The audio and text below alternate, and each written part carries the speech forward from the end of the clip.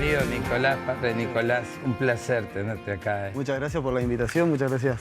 Muy contento de estar acá. ¿Cuál es la interacción que se da en este caso entre la iglesia y las personas, ¿no? Hay muchas personas que no solamente toman la Navidad como un festejo familiar, hay un componente religioso también muy fuerte en todo esto.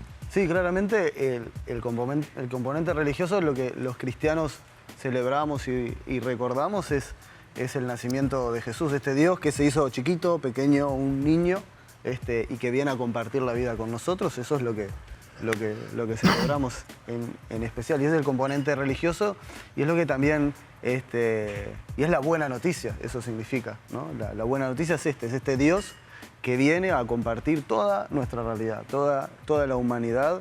Él se hace cargo de todo eso, la salva y la hace parte suya. Entonces celebramos a esto, a un Dios cercano. Tenemos que esperar que sus enseñanzas, lo que uno ha tenido la oportunidad de leer o de conocer también, porque se ha transmitido históricamente, sean acciones que tomemos nosotros también, no esperar solamente que Él venga a salvarnos, sino ser nosotros también parte aliada de esta salvación. Sí, justamente, si no eso sería un poco alienante, ¿no? de la religión. Bien dicho. ¿No?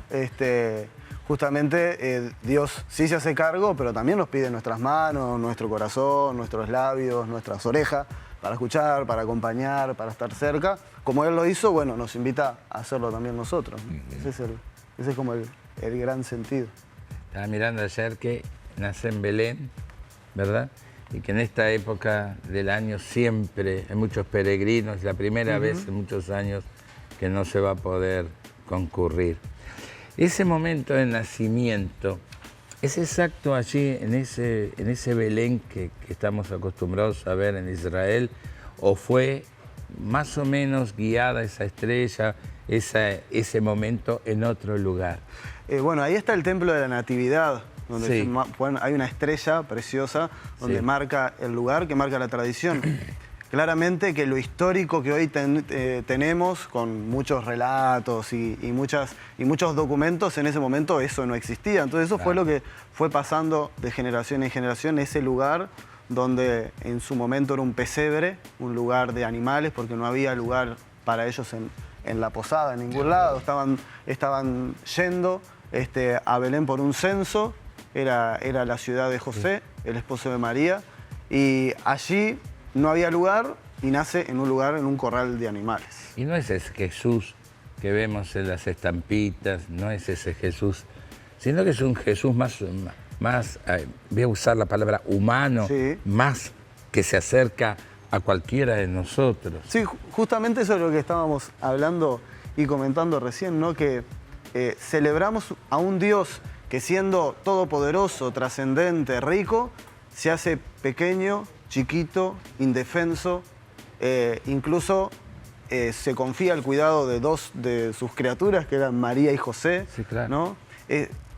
Ese es el Dios que nos rompe un poco la cabeza y que nos rompe los esquemas. Claro. No este Dios que nos va resolviendo la vida a golpe de milagros o con varitas mágicas, sino ese Dios que se mete en nuestra vida y desde allí nos acompaña, nos pide que hagamos lo que tengamos que hacer, y también Él nos va asistiendo. Y en base a lo que preguntaba Petro, uno también se pregunta, ¿no? ¿Cuánto hay que tener en cuenta o concientizar de la humanidad de este Jesús? Cuando hablo de la humanidad estoy hablando de una persona como nosotros, que de alguna manera veía el mundo o concebía ciertas situaciones de una manera tan diferente pero tan lógica también al mismo tiempo. A veces a los seres humanos nos falta lógica para poder convivir entre nosotros, ¿no? Yo siempre digo, yo en realidad eso no lo leí en la Biblia, tengo que reconocer que lo vi en una película, en la escena que él dice: el que esté libre de pecado que tire la primera piedra. A mí me parece debe ser una de las frases más sabias y más contundentes de la historia de la humanidad. Justamente Jesús, este Dios hombre, que empieza allí a vivir en ese Belén, que empieza a aprender a ser ser humano. Eso es lo genial y como lo asombroso de este Dios que nosotros celebramos. Y justamente es un Jesús que vino como a dar vuelta un poco las lógicas decía, ¿no? Una lógica religiosa que ponía la ley por sobre la persona. Jesús da vuelta a esa lógica y pone a la persona en el centro, ¿sí? Y esa preciosa lectura que es así, que está en el Evangelio de Juan, la mujer adúltera, esa mujer que viene, que la traen, la ponen en el medio, pero también para ponerlo a él a prueba, ¿no? Porque según mandaba la ley, había que apedrear a esa mujer. Sí. Y este Jesús se pone a escribir, estos medio que se enojan, se calientan, y bueno, ¿y qué hacemos? Los mira, el que esté libre de pecado que tire la primera piedra, y allí se va.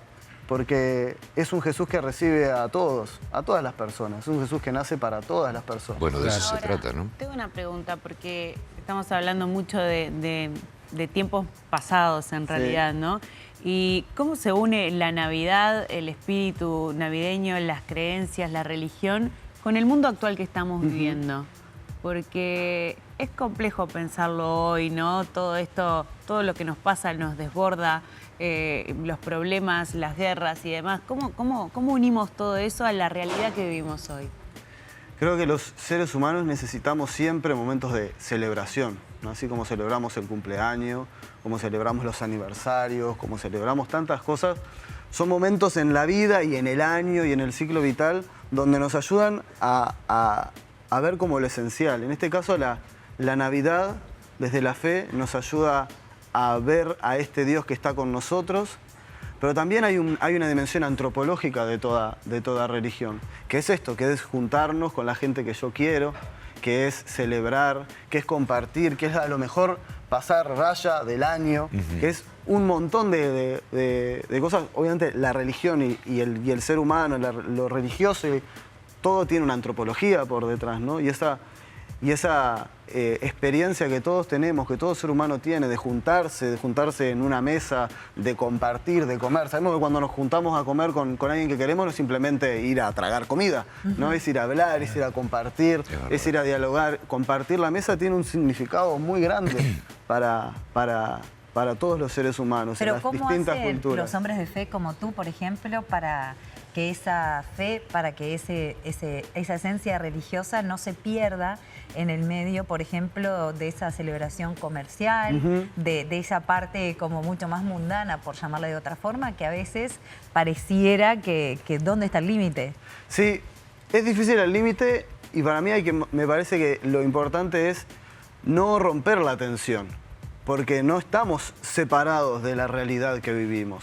Sí, yo también voy a ir a comprar regalos para mi familia, también, y creo que ver en eso una oportunidad más que una amenaza, claro, podría ser muy, muy interesante, porque es verdad, como yo lo vivo, si para mí el centro es ir a comprar y tener, sí, pero ahora si eso es un medio para hacer un lindo regalo, para tener un gesto con alguien, más allá de lo religioso. Más allá de lo religioso, claro que sí, y lo celebramos, ¿no? Y hablando de celebraciones, hablando de reunirse, hablando de estar juntos, ¿qué les parece si nos vamos al móvil con Pablito Magno, que está el municipio G, está de festejo, nos vamos a la cancha de Racing y te quedas con nosotros? ¿Cómo no? Dale, así despedimos juntos el programa. Bárbaro.